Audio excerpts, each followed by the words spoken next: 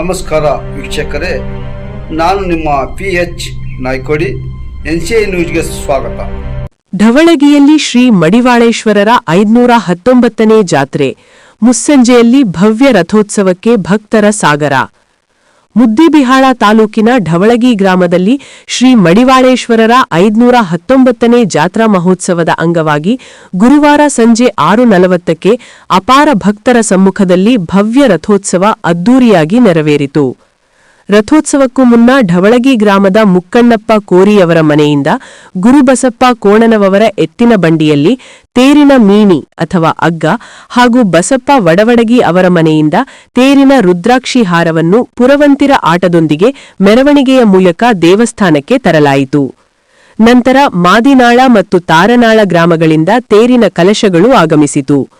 ಹಳ್ಳೂರು ಗ್ರಾಮದಿಂದ ಆಗಮಿಸಿದ ಉತ್ಸವ ಮೂರ್ತಿಯನ್ನು ಭಕ್ತಿಭಾವದಿಂದ ಬರಮಾಡಿಕೊಳ್ಳಲಾಯಿತು.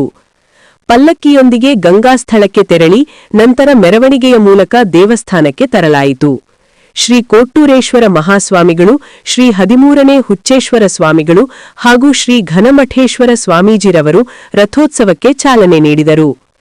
ರಥೋತ್ಸವದ ವೇಳೆ ಭಕ್ತರು ತೇರಿಗೆ ಬಾಳೆಹಣ್ಣು ಮತ್ತು ಉತ್ತತ್ತಿ ಎಸೆದು ತಮ್ಮ ಭಕ್ತಿ ಸಮರ್ಪಿಸಿದರು.